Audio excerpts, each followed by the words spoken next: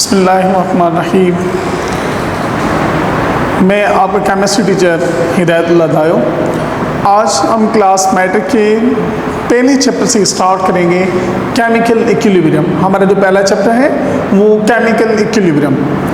अब हमें पहले से ही यहाँ से वर्ड में से पता लग रहा है, केमिकल इक्विलिब्रियम मीन्स केमिकल्स हमारे जो हैं वो इक्वल यानी कि बराबर हैं, स्टेबल हैं, बैलेंस्ड हैं। बट केमिकल इक्विलिब्रियम को समझने के लिए, केमिकल रिएक्शन को स्टेबल करने के लिए, इक्वल करने के लिए हमें दो टाइप्स जो हमारी है ना केमिकल रिएक्शन की, जो केमिकल इक्विलिब्रियम में रिक्वायर्ड होती हैं, वो हम डिस्कस करेंगे पहले। देन उसके बाद हम डिस्कस करेंगे केमिकल इक्विलिब्रियम कैसे केमिकल रिएक्शन के अंदर टेक्स प्लेस होता है। सबसे पहले हमारे पास है reversible reaction and irreversible reaction. Reversible reaction को हम बैकवर्ड रिएक्शन भी कह सकते हैं, बैकवर्ड रिएक्शन, और इसे हम इनकम्प्लीट रिएक्शन भी कहते हैं, इनकम्प्लीट रिएक्शन। अब रिवर्सिबल रिएक्शन हमारे कैसे बेटा कि reversible reaction proceed in both direction. Reversible reaction हमारे जो है ना वो प्रोसीड होंगे दो डायरेक्शन के अंदर। अब डायरेक्शन किस तरह, केमिकल रिएक्शन के अंदर हमने डिस्कस किया हुआ है कि केमिकल रिएक्शन हमारे क्या होता है, एक साइड पर हमारा रिएक्टेंट होता है, दूसरी साइड पर हमारे क्या होता है प्रोडक्ट। अब बोथ साइड इट मीन्स सबसे पहले इस रिवर्सिबल रिएक्शन में रिएक्टेंट प्रोडक्ट में अगर कन्वर्ट होता है तो प्रोडक्ट भी कन्वर्ट होगी रिएक्टेंट, यानी कि पहले reaction forward and backward direction, both direction reversible reaction के अंदर हमारे टेक प्लेस होंगे। Then reversible reaction never goes to completion, यानी कि हमारा जो रिवर्सिबल रिएक्शन होता है उसके अंदर रिएक्टेंट हमारा जो होता है ना वो कंप्लीटली कन्वर्ट नहीं होता प्रोडक्ट के अंदर। It means reactant is partially convert into the product, that's why it is a reversible reaction. Second मैंने उसको लिखा हुआ है तो achieve equilibrium position. Reversible reaction हमारे जो होंगे उसके अंदर ही हमारी क्या होगी बेटा, इक्विलिब्रियम वो अचीव करेंगे। रिवर्सिबल रिएक्शन हमारे जो भी होंगे केमिस्ट्री के अंदर वो सारे के सारे क्या करते हैं, अचीव करते हैं क्या, पोजीशन इक्विलिब्रियम। देन इक्विलिब्रियम हमारा जो होगा, यानी कि किसी भी केमिकल रिएक्शन को हमने इक्वल रखना है, यानी कि reactant equals to the product, reactant हमारा प्रोडक्ट के बराबर हो, तो वहाँ पर हमें जो सिस्टम चाहिए, कंटेनर चाहिए, वो क्लोज सिस्टम होना चाहिए। यानी कि ना तो उसके अंदर मास और एनर्जी उससे बाहर रिलीज हो, ना वो टेकन आउट, अंदर कोई बाहर से कोई चीज़ उस पर अफेक्टेड करे। देन मैंने लिखा हुआ है बेटा, it is always directed from right to left in a chemical reaction. यानी कि ये हमारा जो होगा वो क्या होगा, राइट टू लेफ्ट प्रोसीड होगा, यानी कि रिएक्शन के अंदर। अब राइट टू लेफ्ट किस तरह, यानी कि इसके अंदर जो प्रोडक्ट होगी हमारी वो आपको प्रोड्यूस करके देगी रिएक्टेंट। जैसे कि मैंने यहाँ पर एग्जांपल लिखा हुआ है H2 + O2, यानी कि हाइड्रोजन और ऑक्सीजन आपस में रिएक्ट करेंगे तो उसमें से हमें प्रोडक्ट अपटेंड होगी वाटर। देन अगर वाटर को हम क्या करें, डिकम्पोज करें, देन हमें वो ऑक्सीजन और हाइड्रोजन आइटम मिलेंगे। यहाँ पर मैंने इस रिएक्शन के अंदर PT प्लाटिनियम एक यूज़ किया है। प्लाटिनियम हमारा जो है वो कैटलिस्ट इस्तेमाल करते हैं। मोस्ट रिएक्शन के अंदर कैटलिस्ट इसलिए इस्तेमाल किया जाता है कि अगर हमारा रिएक्शन स्लो है, यानी कि उसके अंदर ज़्यादा टाइम हमारा कंज्यूम होगा रीडिंग लेने में, तो हम कैटलिस्ट इस्तेमाल करते हैं, वो स्लो रिएक्शन प्रोसीड होगा जल्दी से, यानी कि फास्ट हो जाएगा। कुछ हमारे केमिकल रिएक्शन ऐसे होते हैं जिसके अंदर क्या होता है कि रिएक्शन फ्यू सेकंड्स के अंदर कंप्लीट हो जाता है, यानी कि रीडिंग लेने में हमें दुश्वारी होती है, तो उसके लिए हम कैटलिस्ट इस्तेमाल करते हैं, यानी फास्ट रिएक्शन को वो क्या करता है, स्लो। बट केमिकल इक्विलिब्रियम में हम कैटलिस्ट इस्तेमाल करते हैं टू अचीव इक्विलिब्रियम इजी और अर्ली, यानी प्लाटिनियम कैटलिस्ट या दूसरे कैटलिस्ट जो हम सूटेबल कैटलिस्ट होंगे वो इस्तेमाल करेंगे कि इक्विलिब्रियम हमारा जो है ना जल्दी से जल्दी जो है ना वो ऑब्टेन हो, गेट हो। जैसे मैंने यहाँ पर लिखा हुआ है नाइट्रोजन रिएक्ट करता है हाइड्रोजन के साथ, तो उसमें से प्रोडक्ट हमें पहले ऑब्टेन होती है अमोनिया। देन अगर अमोनिया हमारी डिकम्पोज होगी तो उसमें से प्रोडक्ट हमें ऑब्टेन होगी नाइट्रोजन एंड हाइड्रोजन। अगर इसी तरह हम लिखें हमारे पास कंपाउंड है, लेट सपोज हाइड्रोजन आयोडाइड। अगर हाइड्रोजन आयोडाइड को भी डिकम्पोज किया जाएगा तो हाइड्रोजन आयोडाइड हमें क्या करेगी, अगर क्लोज सिस्टम के अंदर होगी तो वो भी हमें हाइड्रोजन मॉलिक्यूल और इसके साथ आयोडीन मॉलिक्यूल जो है ना वो प्रोड्यूस करके देगी। देन सेकेंड हमारा जो इसका पार्ट है वो है इरिवर्सिबल रिएक्शन।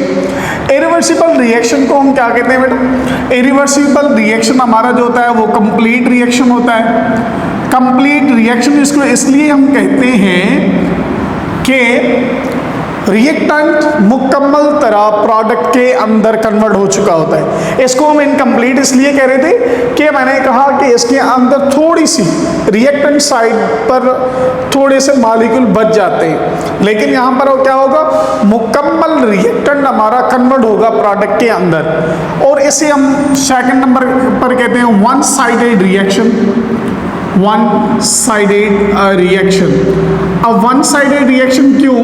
क्योंकि हमें पता है कि इस रिएक्शन के अंदर रिएक्टेंट मुकम्मल तरह प्रोडक्ट पे कन्वर्ट होगा, बट प्रोडक्ट रिएक्टेंट के अंदर कन्वर्ट नहीं होगी। For example burning of would, burning of paper, burning of plastic, यानी कि ऑल कंबशन प्रोसेस जो हमारी डेली लाइफ के अंदर होते हैं, उसके अंदर कोई चीज़ हमने बर्न कर दी, जला दी, तो वो रिवर्स नहीं होनी, वापस नहीं आएगी। लकड़ी अगर जल जाए तो उसमें से coal, carbon dioxide and small amount of ash भी ऑब्टेन होती है। अब इस कोल, कार्बन डाइऑक्साइड और थोड़ी सी जो हमें पाउडर फॉर्म में एश है उसको अगर कंबाइन भी करें फिर भी हमारी लकड़ी नहीं बन पाएगी। तो इसलिए मैंने क्या कहते हैं one sided reaction. It means the reactant is completely converted to the product. Then मैंने आगे लिखा हुआ है irreversible reaction proceed in one direction, जो हमने डिस्कस कर लिया। Almost completion of a reaction, यानी कि जो हमारे इरिवर्सिबल रिएक्शन होंगे वो सारे के सारे कंप्लीट रिएक्शन में होने की कोशिश करें। Mostly majority of reaction complete होते हैं। They are carried out in a open system. Majority of irreversible reactions हमारे जो होते हैं वो ओपन सरफेस के अंदर जो है ना वो प्रोसीड किए जाते हैं, जिसकी वजह से प्रोडक्ट हमारी रिटर्न नहीं हो सकती। ठीक है, बट फ्यू हमारे कुछ ऐसे भी रिएक्शंस हैं इरिवर्सिबल रिएक्शन जो हमारे क्या होंगे, क्लोज सिस्टम के अंदर होंगे, लाइक बर्निंग ऑफ वुड। अगर ऑक्सीजन हमारे पास आर्टिफिशियल हो, क्यों? क्योंकि हमें पता है कि ऑक्सीजन जो है ना, एयर की ऑक्सीजन, प्रेजेंस ऑफ ऑक्सीजन में बर्निंग प्रोसेस होंगे, अदरवाइज बर्निंग प्रोसेस हमारे नहीं होती। ऑक्सीजन हेल्पफुल होती है फॉर द बर्निंग प्रोसेस। ठीक है, अब मैंने यहाँ पर लिखा है it is always directed from left to right in a chemical reaction. इसके अंदर क्या होगा, ये लेफ्ट से लेकर राइट की तरफ मूव करेगा। अब लेफ्ट से राइट की तरफ किस हिसाब से, यानी कि कोई भी चीज़ हमारी रिएक्टेंट साइड पर है वो आपस में रिएक्ट कर रही है, कंबाइन हो रही है, तो उसमें से हमें क्या होगी, ऑब्टेन होगी प्रोडक्ट। रिएक्टेंट साइड हमारी लेफ्ट साइड होती है और प्रोडक्ट हमारी क्या होती है, राइट साइड होती है। जैसे कि मैंने एग्जाम्पल बेटा यहाँ पर लिखा हुआ है कि rusting of iron. Rusting of iron means लोहे को जब जंग लग जाएगा, अब लोहे को जब जंग लग चुका तो आयरन अपनी प्रॉपर्टी खो बैठता है, यानी कि एटमॉस्फेयर के अंदर वाटर वेपर्स और ऑक्सीजन मॉलिक्यूल्स उस आयरन पार्टिकल पर अफेक्टेड होते हैं। उसके सरफेस के ऊपर एक ब्राउन कलर की लेयर जो है ना हमारी ऑब्टेन हो जाती है। और लाइक ये हमारे पास एक जो है ना आयरन का पीस है, ये हमने आयरन का पीस रख दिया एक ओपन सरफेस यानी कि एटमॉस्फेयर के अंदर। फ्यू डेज के बाद हम देखेंगे कि इस आयरन के पीस के ऊपर क्या होता है बेटा, ब्राउन कलर की एक लेयर बनना जो है ना वो स्टार्ट हो जाती है। ये जो ब्राउन कलर की हमारी लेयर बनेगी, ये लेयर जो हमारी है ना वो इसकी प्रॉपर्टीज यानी कि आयरन की प्रॉपर्टीज को क्या करती है, डैमेज करती है। यानी कि अगर रस्ट को किसी सोर्स ऑफ केमिकल हटाया भी जाए आयरन से, लेकिन वो स्टेबिलिटी आयरन में नहीं रहती। देन मैंने यहाँ पर लिखा हुआ है कि all combustion process are the example of irreversible और फॉरवर्ड रिएक्शन। हमारे जो सारे के सारे रिएक्शन हैं इरिवर्सिबल रिएक्शन, उसके अंदर कंबशन रिएक्शन जो भी होंगे सारे फॉरवर्ड रिएक्शन होंगे। फॉरवर्ड रिएक्शन भी हम किसे कहते हैं बेटा, इरिवर्सिबल रिएक्शन को। देन मैंने यहाँ पर लिखा हुआ है हाइड्रोजन आयोडाइड, वो हाइड्रोजन रिएक्ट करता है किसके साथ, आयोडीन के साथ। देन हमें प्रोडक्ट क्या आती है, हाइड्रोजन आयोडाइड। अब वो ओपन सिस्टम के अंदर, ठीक है। अब अगर मैं लिखूँ यहाँ पर calcium carbonate CaCO3, calcium carbonate को जब हम हीट करते हैं, कैल्शियम कार्बोनेट जब हीट होगा तो उसमें से एक white powder calcium oxide obtain होगा और कार्बन डाइऑक्साइड गैसेस फॉर्म में जो है ना वो रिलीज हो जाएगा। अब कार्बन डाइऑक्साइड जब रिलीज हो गया, सिस्टम हमारा ओपन है, तो प्रोडक्ट हमें ऑब्टेन क्या होगी, कैल्शियम ऑक्साइड। कार्बन डाइऑक्साइड के साथ साथ कैल्शियम ऑक्साइड। अब कार्बन तो रिलीज हो गया कार्बन डाइऑक्साइड, कैल्शियम ऑक्साइड में से दोबारा हमें कैल्शियम कार्बोनेट तो ऑब्टेन नहीं होगा। ये तब पॉसिबल है जब हमें इसे क्या करें, क्लोज सिस्टम के अंदर करें। यानी कि फिर क्या होगा कि कैल्शियम कार्बोनेट को जब हम क्या करेंगे बेटा, हीट करेंगे, तो उसमें से प्रोडक्ट हमारी क्या आएगी, calcium oxide and carbon dioxide. जब क्लोज होगा तो कार्बन डाइऑक्साइड हमारी रिलीज नहीं होगी, देन वो कार्बन डाइऑक्साइड हमारी रिएक्ट करेगी किसके साथ, कैल्शियम ऑक्साइड के साथ, और प्रोडक्ट हमें क्या ऑब्टेन होगी, कैल्शियम कार्बोनेट। अब हम अपने टॉपिक की तरफ मूव करेंगे जो हमारा रिलेटेड है केमिकल इक्विलिब्रियम, जिसे हम कहते हैं केमिकल स्टेट और इक्विलिब्रियम स्टेट और इक्विलिब्रियम पोजीशन। सबसे पहले the word equilibrium is taken from equilibra, यानी कि इक्विलिब्रियम जो हमने टेकन किया हुआ है वो किससे, इक्विलिब्रा से लिया गया है। अब इक्विलिब्रिया मीन्स टू बैलेंस, यानी कि वो आपका क्या होगा, बराबर होगा, बैलेंस होगा।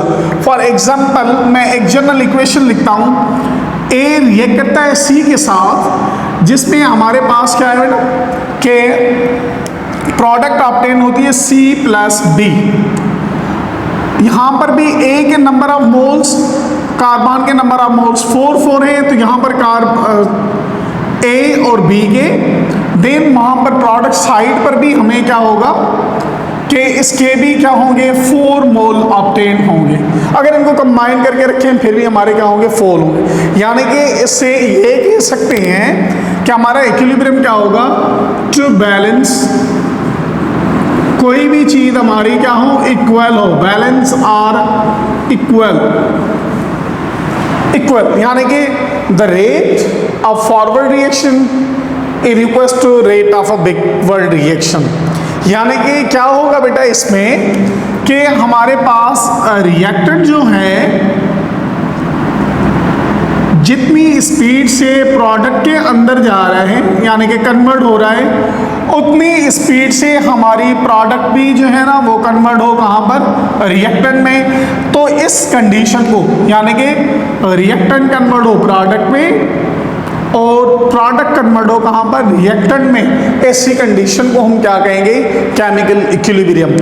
मैंने यहाँ पर थोड़ी सी इसकी डेफिनेशन 2 वर्ड्स में लिखी हुई है कि a state in which reversible reaction, हमें पहले ही डिस्कस कर लिया कि जहाँ पर हमारा क्या होगा, रिवर्सिबल रिएक्शन होगा, वहाँ पर इक्विलिब्रियम हमारा क्या होगा, अचीव होगा, जो मैंने यहाँ पर लिखा हुआ था। रिवर्सिबल रिएक्शन में to achieve the chemical equilibrium position और स्टेट। देन यहाँ पर देखिए मैंने यहाँ पर लिखा हुआ है कि वो क्या होगा, first one the rate of forward reaction become equal to the rate of reverse reaction, ये एक बात होगी। सेकंड इसमें ये भी कह सकते हैं reversible reaction at which concentration of a reaction mixture become a constant. यानी कि इसके अंदर क्या होगा बेटा कि जो हमारा मिक्सचर है रिएक्टेंट और प्रोडक्ट का, इन दोनों की जो कंसंट्रेशन है वो क्या होनी चाहिए, कांस्टेंट। तो ऐसी कंडीशन को हम क्या कहेंगे, इक्विलिब्रियम स्टेट और पोजीशन। फॉर एग्जांपल मैंने यहाँ पर लिख दिया, सेम ही एग्जांपल लिखा है मैंने रिवर्सिबल रिएक्शन वाला, क्या irreversible reaction sorry, calcium carbonate. Calcium carbonate को अगर हम हीट करते हैं तो वो क्या होगा, हीट जब करेंगे तो वो ओपन सिस्टम के अंदर कैल्शियम ऑक्साइड देना कार्बन डाइऑक्साइड प्रोड्यूस करके देगा जब ओपन सिस्टम होगा। तो मैंने आपको पहले ही ये बताया कि ओपन सिस्टम तो होगा, ओपन सिस्टम के अंदर क्या हो जाएगी, कार्बन डाइऑक्साइड हमारी रिलीज हो जाएगी। अब कार्बन डाइऑक्साइड रिलीज हो गई, कैल्शियम ऑक्साइड बच गया। कैल्शियम ऑक्साइड में कार्बन डाइऑक्साइड है ही नहीं, तो हम दोबारा से रिएक्टेंट नहीं बना सकते।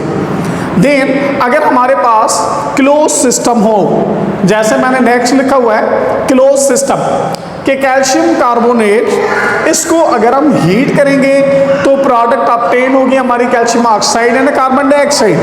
देन सेम ही प्रोडक्ट हमारी कौन सी, calcium oxide and carbon dioxide आपस में रिएक्ट करके क्या करेंगे बेटा, सेम हमारा जो रिएक्टेंट था वो प्रोड्यूस करेंगे लाइक कैल्शियम कार्बोनेट।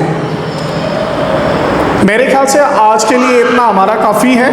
नेक्स्ट जो हमारी क्लास होगी, नेक्स्ट क्लास के अंदर हम डिटेल के अंदर chemical equilibrium state and position को डिफाइन करेंगे उसके एग्जांपल के साथ, और उसके साथ साथ डायनामिक इक्विलिब्रियम भी जो होता है उसको भी हम क्या करेंगे, डिफाइन करेंगे। Thank you.